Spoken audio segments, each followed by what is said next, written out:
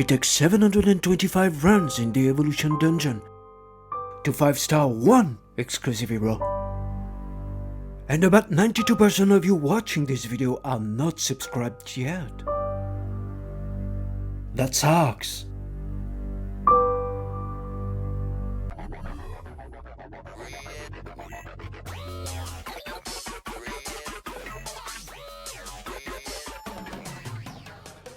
Hi everyone and welcome back to the channel. My name is NATOJI and today this is your Android MK99 full guide, and this video is brought to you by the community on the channel. Thanks to all of you once again to participate to the poll, and here you can see MK99 46%. I will do the reveal just afterwards, and you can check also our playlist about all the Guardian Tales hero we already covered. Before to get started, just a couple of statements and reminder about MK99 if you are not familiar with it. Number one, she has a pretty low defense, so defense is something we are looking at when we're gonna go for the different builds, the team composition, etc. Whatever you are going to play her as a main, or whatever you are going to play her on the team, you must know that the AI and what bring the most of the damage on the normal attack, this is the beam cannon. It's when she fires an energy beam that penetrates the enemy. She will use it in the Colosseum. You will probably use this type of shot, and you will probably pick this one because it deals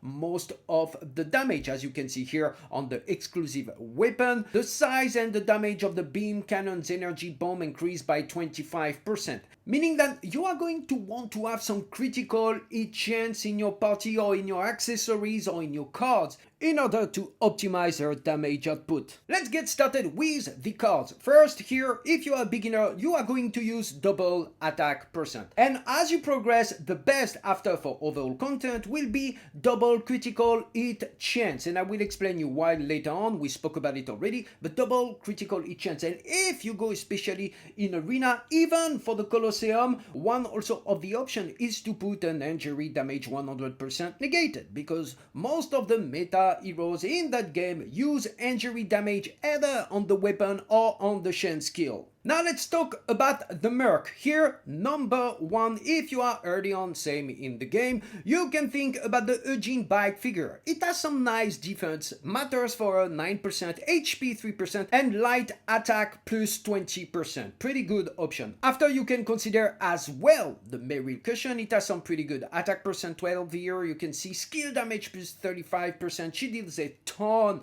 of damage on the chain skill, so that makes sense. On the weapon skill, chain skill here. And if you manage to get lucky enough, you have a first option here with the mouse Nari cushion. It has a nice attack plus 9%, defense plus 6%, and on hit you have some extra range damage of 25% of DPS once every 2 seconds. So this is a pretty good option. And finally, the best of the best will be the sample statue of bravery, especially for PvP. The reason why here you can see first, it has attack plus 12%, but increase the damage by 20% to enemies with HP more than or equal to 40%. So that gives you the ability early on to really optimize the first shot, which are going to be pretty low but pretty high, and really be faster in getting your enemy down to the 40% less. So this is the best option you can use for the Colosseum and for the arena. So now let's speak about some weapon substitute. If you are a beginner F2P player, you haven't been lucky enough to get that epic rifle, the Omega Plaster. As you can see quickly, two things. First, you need a light attack, and it will be best to have a down state to be able to get that chain skill rolling in a team. So here,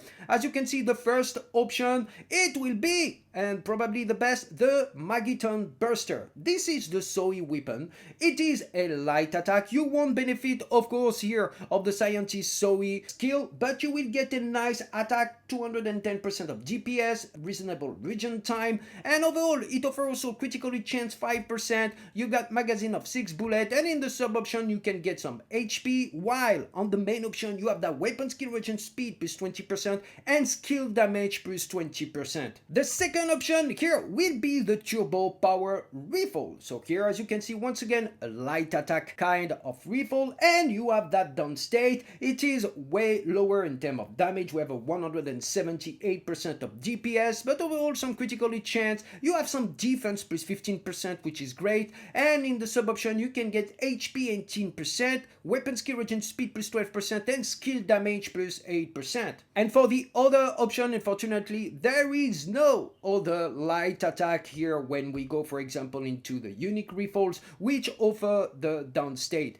So if you are very early on the game, you don't have the one I just shown you, you can, for example, pick whatever the elemental attack, but for example, the Gatling gun, it has a decent here. DPS, you have critical hit chance 3%, you have HP 18%, skill damage 8%, defense 16%, weapon skill regen speed 10%. It's still a down state. This is the most important. It have a good regen time 7 seconds, but it's like noodle. Now for the accessories, I'm gonna just pick few very quickly for you. If we start early on, this is a classic, the gold pocket watch, works across all the unit, it's really end game, you can really invest into it, it's highly valuable, have a very good defense, the strongest here for the unique accessories with 130 of def. You have some weapon skill here, you have also HP when you limit broken, 6% additional, some skill damage and some attack percent. After this is the sharpshooter, and the sharpshooter by far, early on to invest and to build up, once again, you have F2P, you are beginners, because she needs some critical hit chance in PvP in order to trigger, and it's very also useful in PvE as well. I'm going to do a short mention for the Amethyst here because it has a decent defense pool, and overall you can get that injury damage 50% negated in the sub option. Once again, this is pretty useful because most of the meta heroes are using injury damage. Now for the Legion accessory number 1, here will be the Honor Ring. Pretty high defense. When you limit break it, you have that additional defense plus 7%. So this suits perfectly well. And also on the bottom, you have the attack decrease 70% negated. And we all know most of the time when there are maps where MK99 is viable, you will see MK99 with Bianca a lot of times. And they can decrease your attack. Bianca can decrease the attack. So this is a specific and niche option, but overall, it has a pretty good defense value. After the other Legion accessories, the Ring of Belief, same, very high defense 135, you still have a little bit of critical chance here. Yeah, you have up to 3 ability granted, defense 5%, skill damage 10%, HP 10%. And finally, for the big boys here, we have number 1 here, the Earth Necklace. This can be very useful against the big counter, especially in Colosseum, in Arena, if you face some against Nari, because Nari can decrease on the normal attack the defense of MK99 and just rake her off. So this is actually a pretty good option, but this is not a farmable. Next is the Mirror Earring of Fate. So this is a pretty mid-end game. You must be able to farm the Mirror Rift, you must unlock it.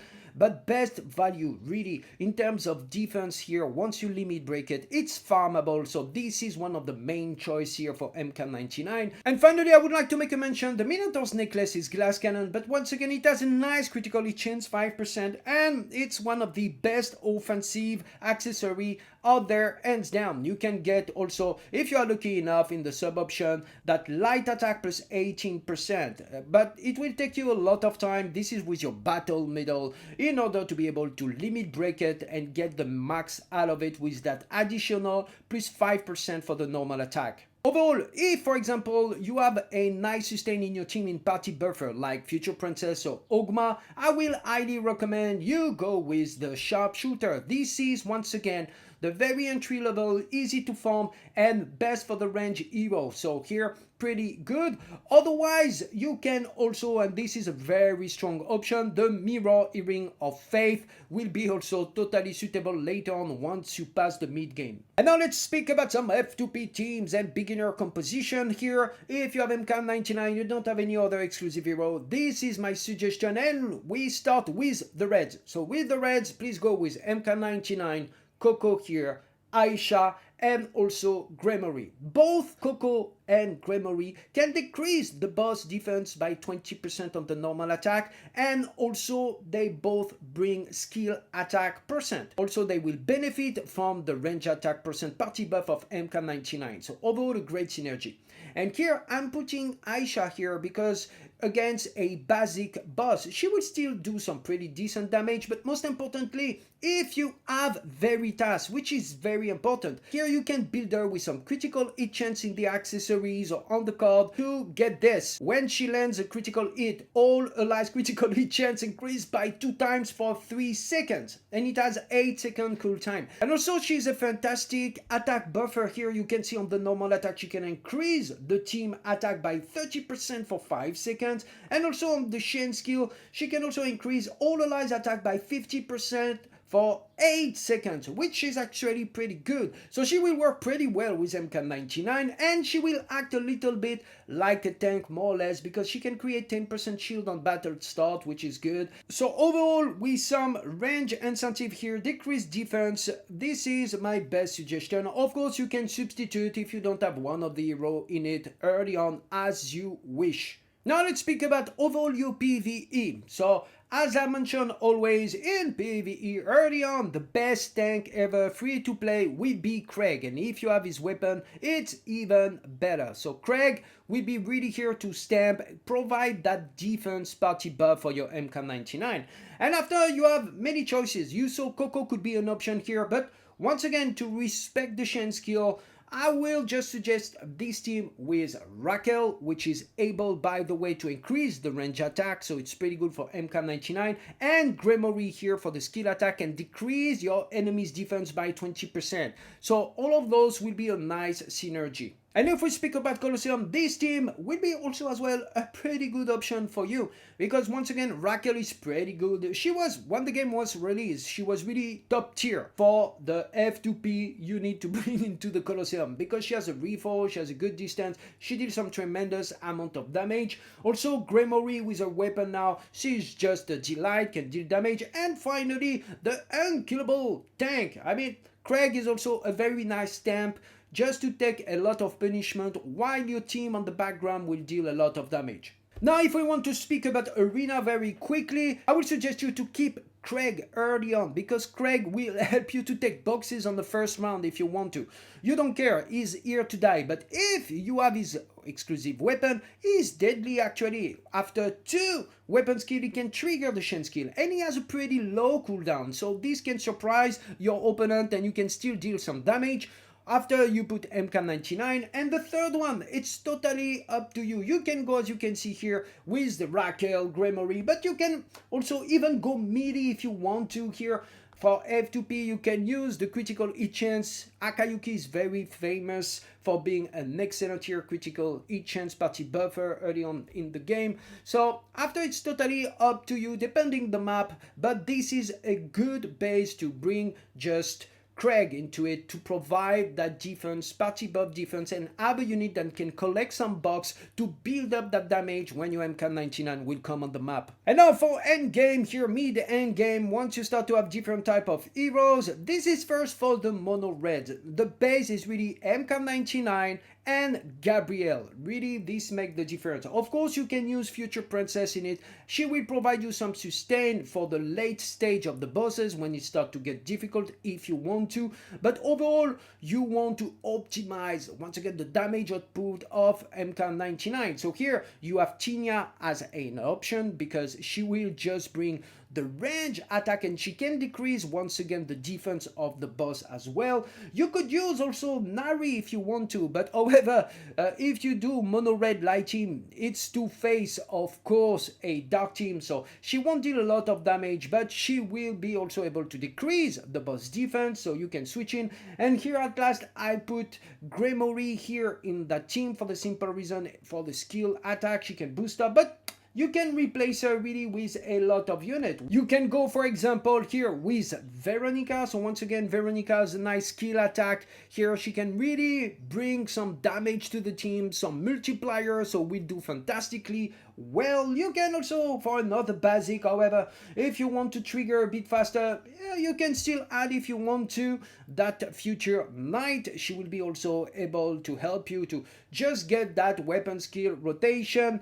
However, she won't deal a lot of damage, but Veronica will be probably the best. And after, it's totally up to you, but Gremory will remain just the last girl standing here, because overall she decreases on the top also as well the defense on the normal attack. Now let's speak for PvE overall game if you want to, and also for the Colosseum. One of my favorite team, and the one I believe had little bit of the edge because it respects the full chain skill rotation, is Future Princess, MK99, Noxia to counter those Naris and those basic attacker also as well. And at the end you have here Bianca. All of them really synergize perfectly well together. So this is a first option here for your Colosseum. After, you can also, as you can see here, this is another option where you kind of break the chain skill. But because you put the future knight here, she's gonna decrease the weapon skill of the future princess. So on the first chain skill, MK99 won't trigger, but on the second skill, which will come much earlier, she will trigger. So here it's really also a good option for you. And finally, if we are speaking about arena, what we can see most of the time, you will see it's MK99, a critical party buffer, whoever it is, and after you have either HP or defense buffer. So here I'm picking one of the famous team here in the top arena. This is MK99, Bianca, and Ogma. Once again, for example, you could replace Bianca, for example, with Meryl. If you want to, they will work just as fine. You can also switch Ogma if you want to here with Future Princess. You can also use Gabrielle if you want to here, and just to have a little bit of a mix, you can have Ogma. So this is also viable. The issue with having both, of course, Gabrielle and MK99 in your arena is, yeah, you are basic fragile. If your opponent comes with a Nari or with a Future Knight, you potentially could be in trouble. And if I forgot anything, please feel free to share with the community in the comment section below. If you like that video, it has some value, please feel free to share it with your friend. Hit that like button and that bell if you did not yet. And as usual, I wish you all to be safe, to be well, and until the next, stay tuned.